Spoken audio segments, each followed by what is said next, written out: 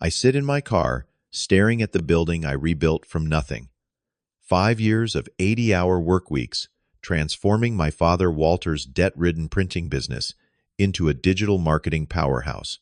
Now I clutch the cardboard box containing my personal items. My brother Jackson returned after years of partying, flashing legal documents with that smug smile. Dad promised me on his deathbed this company would be my legacy. 2 hours ago, in that boardroom ambush, my own flesh and blood voted me out. Before I tell you how my own brother stabbed me in the back, drop a comment letting me know if you have ever been betrayed by family. Hit subscribe if you want to hear how I turned this betrayal into the best thing that ever happened to me. Growing up in suburban Minneapolis, my brother Jackson and I lived completely different lives, despite being raised under the same roof. I am Lucian, the younger brother at 35, while Jackson is 38, going on 18 in terms of responsibility. Our father Walter built his printing business from scratch in the early 90s, pouring every ounce of his soul into making it successful. He started with a single printing press in our garage and eventually expanded to a proper commercial space with 20 employees. Our mother died of breast cancer when I was 16, leaving a void that could never be filled. Her death affected us differently. I grew closer to Dad helping at the shop after school and on weekends learning the business from the ground up. Jackson, on the other hand, became increasingly rebellious and distant. I still remember Dad saying, "Lucian, you have the mind for this business. You see beyond the ink and paper to what really matters, the client relationships." Those words shaped my future decisions, including my choice to pursue a marketing degree from State University. Meanwhile, Jackson developed a troubling pattern that would define his adult life, starting things with enthusiasm, but never seeing them through. He dropped out of 3 different colleges each time with a new excuse. Then came the string of failed startups, a food delivery app that never launched a clothing line that produced exactly 12 shirts and a podcast about entrepreneurship that ironically ended after just 4 episodes. He just needs time to find himself, Dad would say, always making excuses for his firstborn son. I never understood this blind spot in my otherwise shrewd father. Everything changed when Dad had his first heart attack at 65. I was working at a promising advertising agency in Chicago when I got the call from the hospital. The doctor did not mince words about Dad's condition. His heart was damaged, and the stress of running the business was literally killing him. I rushed back to Minneapolis to find the business in much worse shape than Dad had ever let on. The digital revolution had hit traditional printing companies hard, and Walter's Press was no exception. Dad had stubbornly refused to modernize or change the business model. He was still doing things the same way he had in the 90s, while competitors were offering digital services that made traditional printing seem obsolete. The company was $400,000 in debt. Equipment was outdated, and many long-term clients had moved on to competitors who offered digital solutions. 35 loyal employees, some who had been with my father since the beginning, faced potential unemployment if the business failed. I found Dad sitting alone in his office after hours staring at a stack of unpaid bills. For the first time in my life, I saw my father cry. "I am sorry, Lucian." "I thought I could turn it around," he said, his voice breaking. "Jackson was supposed to come help last year, but he never showed up. He is in California now, finding himself again." I called my brother that night. His response was predictable. "Tough break for Dad, but I just started this surfing instruction business that is really taking off. Maybe next month I can fly back for a visit." That evening, I had the hardest conversation of my life with my girlfriend, Amanda. We had been together for 3 years and had just moved in together in Chicago. It might only be for a few months, I told her, knowing even then it was probably a lie. "Dad needs me. The business needs me." "Your father has always needed you, and you have always gone running," she replied, her disappointment evident. "What about what we need? What about the life we are building? I made my choice." The next day, I requested a leave of absence from my advertising job. By the end of the week, I was back in Minneapolis full-time, ready to save my father's legacy. The conversation with Dad about taking over was emotional and difficult. He was reluctant to fully hand over control, even though his health demanded it. "This business is all I have left, son," he said, gripping the arms of his chair so tightly his knuckles turned white. "I know, Dad. That is why I am going to save it," I promised. "But I can only do that if you trust me to make the necessary changes." After much persuasion, he agreed to let me take the reins, though he would remain as the nominal head of the company. Little did I know that this arrangement would later be used against me in ways I could never have imagined. The reality of the business was even worse than the numbers suggested. The equipment was not just outdated. Some of it was practically museum-worthy. The client list had shrunk by 40% in 2 years. The company website looked like it had been designed in the early days of the Internet and had not been updated since. The most difficult challenge, however, was the resistance from long-term employees who were set in their ways. Larry, the production manager, who had been with Dad for 20 years, crossed his arms and shook his head at virtually every new idea I proposed. "This is not how Walter wants things done," became his mantra whenever change was discussed. The bank was threatening to call in the loans, which would have meant immediate bankruptcy. I spent countless nights sleeping on the office couch, working 16-hour days, trying to develop a plan that would save the company. To make matters worse, Amanda broke up with me via text, just 3 weeks after I returned to Minneapolis. "I cannot put my life on hold for your family drama. I deserve better than being second place. Goodbye, Lucian." Reading that message alone in my childhood bedroom at 2 in the morning, I almost gave up. For a brief moment, I considered calling Jackson and telling him he could have the whole mess. But then I thought about Dad, about the employees who depended on this company for their livelihoods, and I knew I had to push through. The turning point came when I attended a digital marketing conference in the city. There I met Troy, a tech consultant who specialized in helping traditional businesses transition to the digital age. We spoke for hours over coffee after the conference. "Your dad's company has something that the purely digital startups do, not Troy," said, sketching on a napkin. "You have established relationships and a reputation for quality. The trick is not to abandon print, but to evolve it, integrate it with digital solutions." That conversation sparked an idea. Instead of trying to compete directly with digital agencies, we could create a hybrid model that offered both print and digital services. Many businesses still needed physical materials, but they also needed websites, social media management, and digital advertising. I spent weeks researching digital marketing trends and developing a business plan for what would become Print Digital Solutions, a rebranding that would save the company. With Troy's guidance, I identified the minimum tech investments needed and secured a small loan using my Chicago condo as collateral. We invested in essential software, a few computers, and began the painful process of updating our systems. The breakthrough came when a local restaurant chain took a chance on our new hybrid approach. They needed menus printed, but also wanted a digital ordering system and social media management. We delivered a comprehensive solution that exceeded their expectations, and they became our first major digital client. Their success story became our best marketing tool.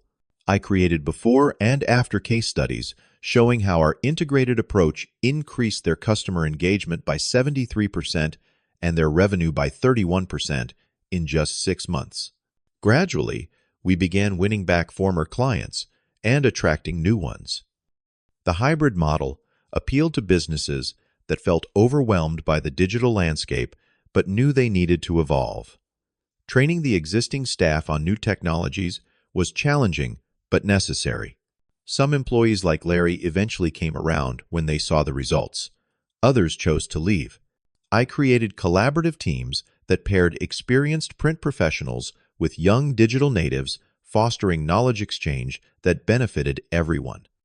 One of my proudest achievements was developing a proprietary customer management system that integrated print and digital project tracking. This system became so effective that larger agencies later tried to purchase it as a standalone product. As the business gradually turned around, we began expanding into neighboring states, securing contracts with businesses in Wisconsin and Iowa. Our reputation grew as the go-to solution for comprehensive marketing needs. But this success came at a significant personal cost. I had no social life for nearly 3 years. I missed my best friend's wedding because we were in the final stages of landing our first major corporate client. I developed insomnia and gained 20 pounds from stress-eating takeout at my desk. Dad was proud of the transformation, but could not fully let go of control. He would come into the office against doctor's orders, questioning decisions, and sometimes undermining my authority with the older employees. And then there were the occasional calls from Jackson, who never asked about the business or Dad's health, but always seemed to need money for his latest venture. Despite my resentment, I sometimes sent him a few $100s, partly to keep him away and partly out of some misplaced sense of brotherly duty. Just until my crypto investments pay off, he would say, "I will pay you back, double bro." He never did. By the 4th year of my return, the company had transformed beyond recognition. Our valuation had reached an astonishing $4.5 million up from the negative value it held when I took over. A regional business magazine featured me in their 30 Under 40 Business Innovators issue, praising the innovative hybrid business model we had pioneered. Our staff had grown to 50 employees with a healthy mix of print veterans and digital specialists. The company culture had evolved to becoming more collaborative and forward-thinking. The oppressive weight of debt had been completely cleared, and we were operating with a comfortable profit margin that allowed for continued investment in new technologies.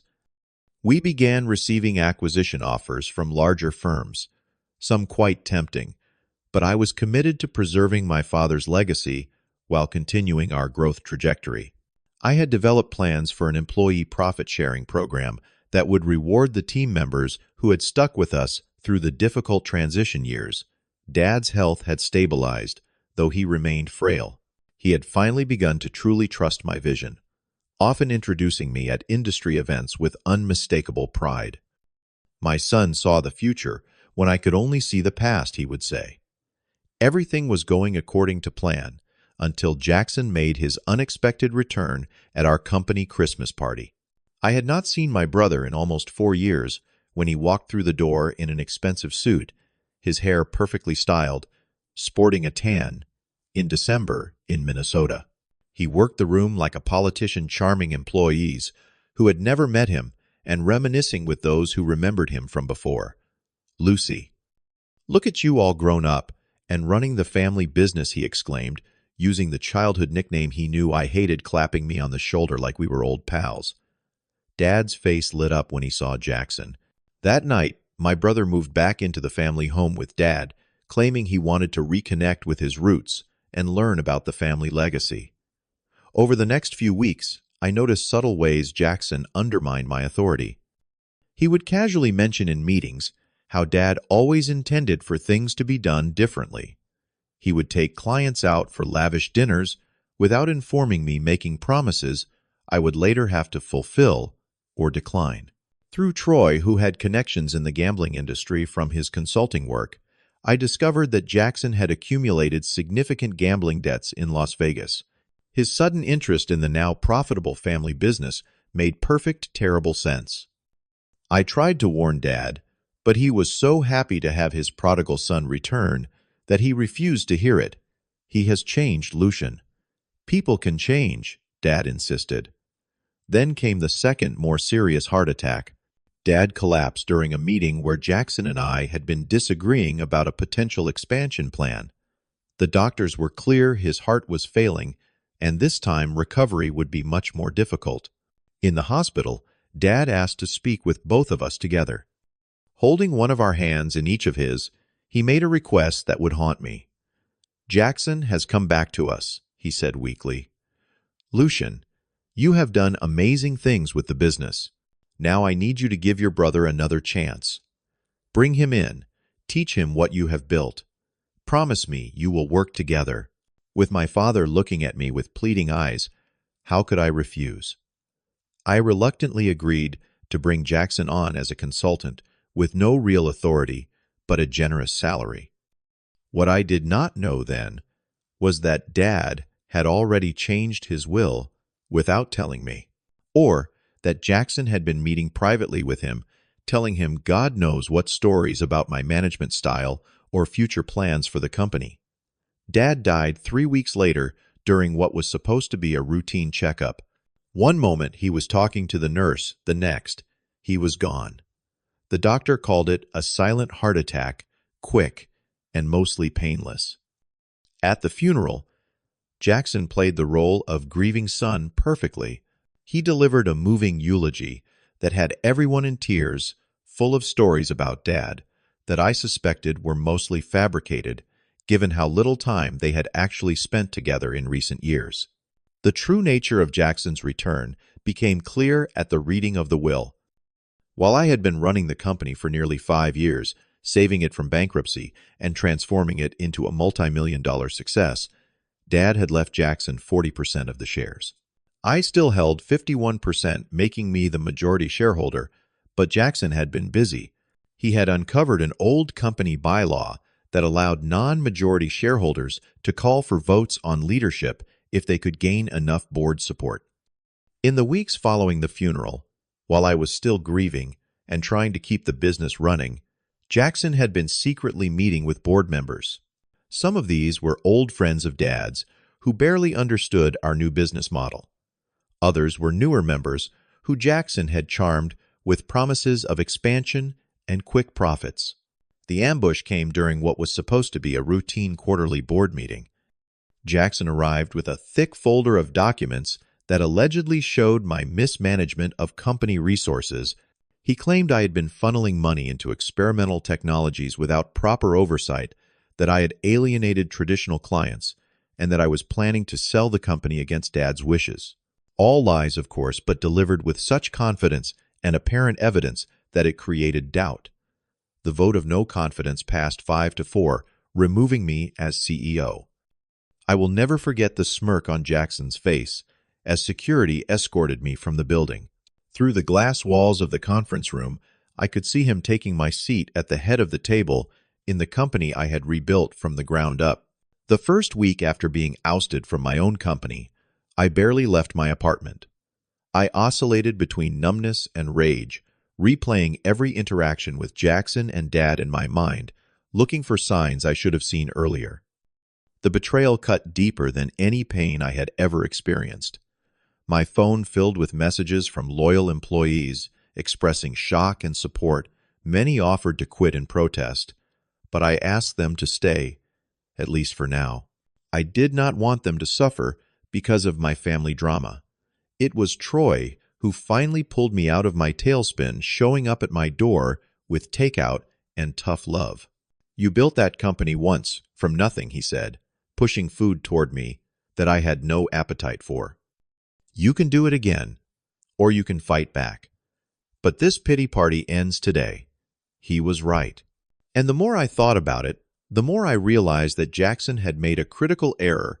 He knew how to manipulate and scheme, but he had no idea how to actually run a business, especially one as complex as what print digital had become. The next day I met with Sarah, an attorney who specialized in corporate law. She reviewed my employment contract and the company bylaws. "There is a non-compete clause," she noted, "but it is poorly written. It prevents you from starting a competing business in traditional printing, but says nothing about digital marketing services." Even more interesting was what we found when she helped me review the company financial records I still had access to. In the 3 weeks since taking over, Jackson had already taken out a substantial executive loan from the company accounts. With his gambling history, this raised serious red flags. "We can use this," Sarah said, "not to destroy your father's company, but to create leverage." We developed a two-pronged approach. First, I would start a boutique digital marketing agency focused exclusively on the services not covered by my non-compete agreement.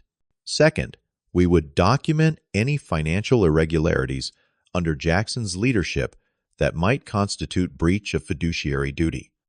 I began meeting with key clients not to badmouth Jackson, but to explain the situation honestly and maintain the relationships I had built over years.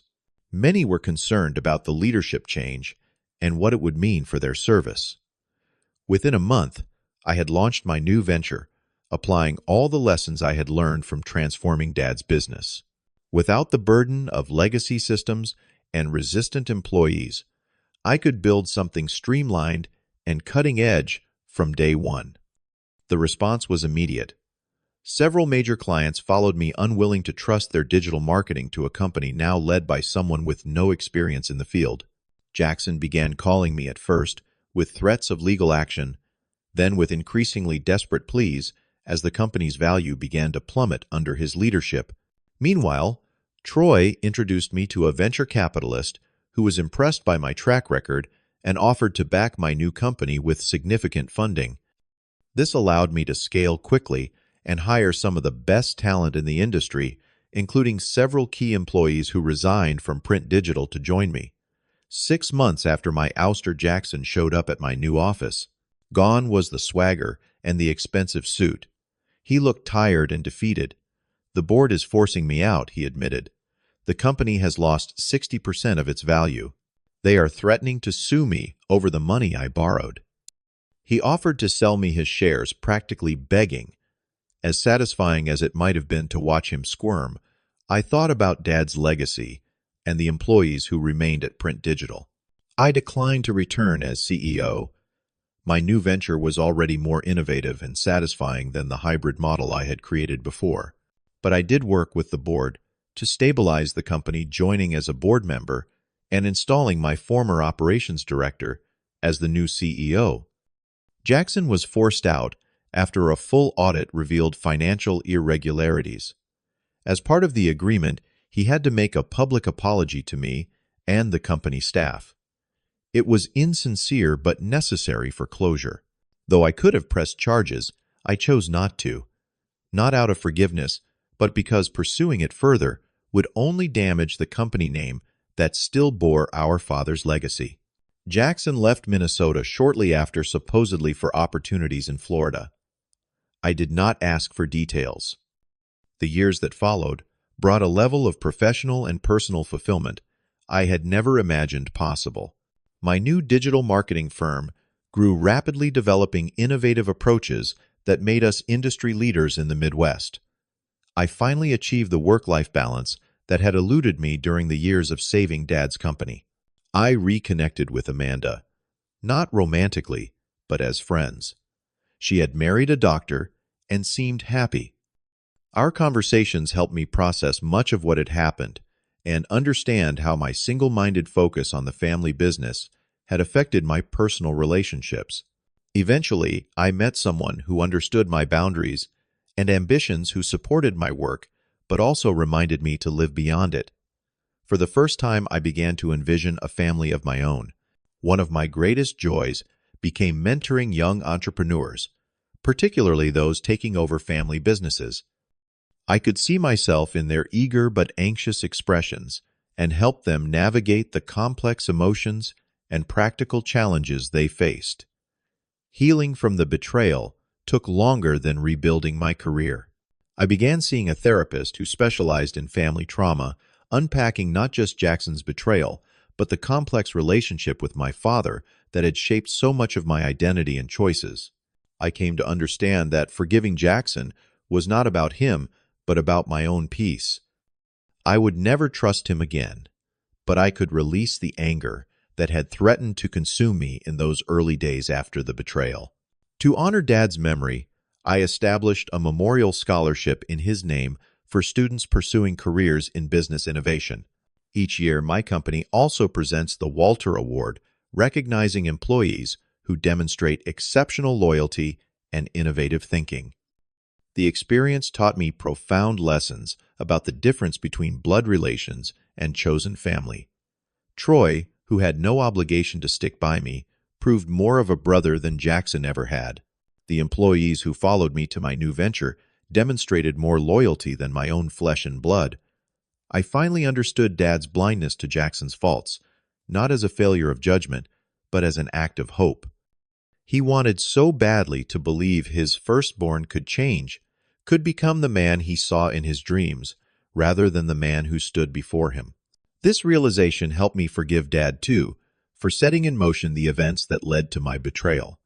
He was flawed, as we all are trying his best with the emotional tools he had.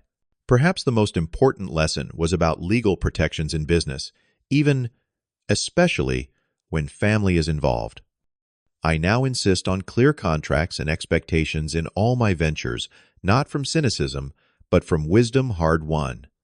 I also learned the value of building genuine relationships over mere transactions. In business and life, the connections built on mutual respect and shared values are the ones that endure when challenges arise. The greatest gift from this painful journey was discovering that my worth and identity extended far beyond work and financial success. I had defined myself for so long by my role in the family business that losing it forced me to find out who Lucian really was beyond that title. Jackson continues to struggle from what I hear through distant family connections. He has had more failed ventures, more schemes that went nowhere. But that is no longer my problem or responsibility. I wish him well from a safe distance. Sometimes I visit Dad's grave and wonder what he would think of how things turned out. I hope he would be proud of how I protected his legacy while building something new. I hope he would understand why I had to let Jackson face the consequences of his actions.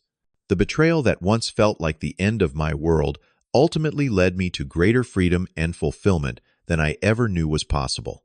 I built something authentic that cannot be taken away because it is founded on my own values and vision, not inherited expectations. Have you ever experienced a loss that eventually led to something better? Has a betrayal ever forced you onto a path that turned out to be right for you? Drop your story in the comments below, and if this resonated with you, please hit that subscribe button and share with someone who might need to hear that sometimes our worst moments can lead to our best futures. Thank you for listening to my story, and remember that the legacy that matters most is the one you build with integrity.